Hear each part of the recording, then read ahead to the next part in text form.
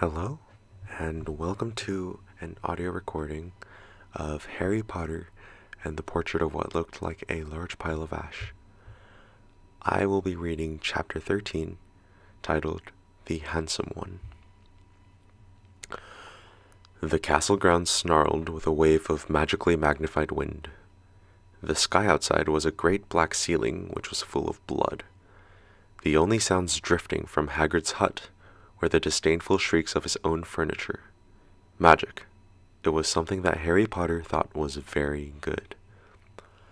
Leathery sheets of rain lashed at Harry's ghost as he walked across the grounds toward the castle. Ron was standing there and doing a kind of frenzied tap dance. He saw Harry and immediately began to eat Hermione's family. Ron's Ron shirt was just as bad as Ron himself. "If you two can't clump happily, I'm going to get aggressive," confessed the reasonable Hermione. "What about Ron magic?" offered Ron. To Harry, Ron was a loud, slow, and soft bird. Harry did not like to think about birds. "Death Eaters are on top of the castle," Ron bleated, quivering. Ron was going to be spiders, he just was. He wasn't proud of that, but it was going to be hard to not have spiders all over his body after all is said and done. "Look," said Hermione. "Obviously there are loads of Death Eaters in the castle. Let's listen in on their meetings." The three complete friends zapped onto the landing outside the door to the castle roof. They almost legged it, but witches are not climbing. Ron looked at the doorknob and then looked at Hermione with searing pain. "I think it's closed," he noticed.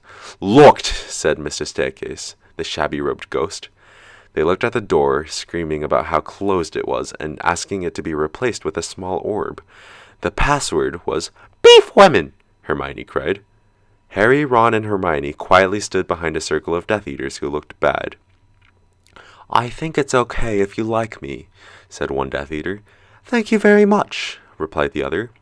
The first Death Eater confidently leaned forward to plant a kiss on his cheek.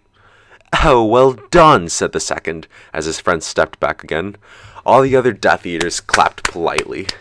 Then they all took a few minutes to go over the plan to get rid of Harry's magic. Harry could tell that Voldemort was standing right behind him. He felt a great overreaction. Harry tore his eyes from his head and threw them into the forest. Voldemort raised his eyebrows at Harry, who could not see anything at the moment. "Voldemort, you're a very bad and mean wizard," Harry savagely said. Hermione nodded encouragingly. The tall Death Eater was wearing a shirt that said, "Hermione has forgotten how to dance." So Hermione dipped his face in mud. Ron threw a wand at Voldemort and everyone applauded. Ron smiled. Ron reached for his wand slowly. "Ron's the handsome one," muttered Harry as he reluctantly reached for his. They cast a spell or two, and jets of green light shot out of the Death Eaters' heads. Ron flinched. "Not so handsome now," thought Harry as he dipped Hermione in hot sauce. The Death Eaters were dead now, and Harry was hungrier than he had ever been.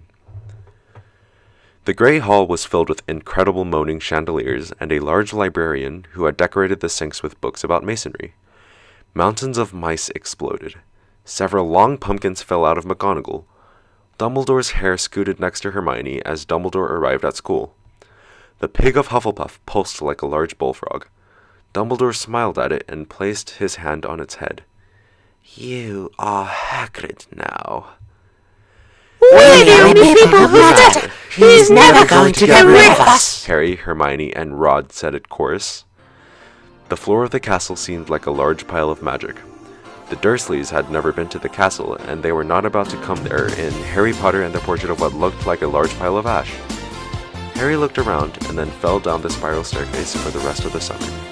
"I'm Harry Potter," Harry began yelling. "The dark arts better be worried, oh boy!"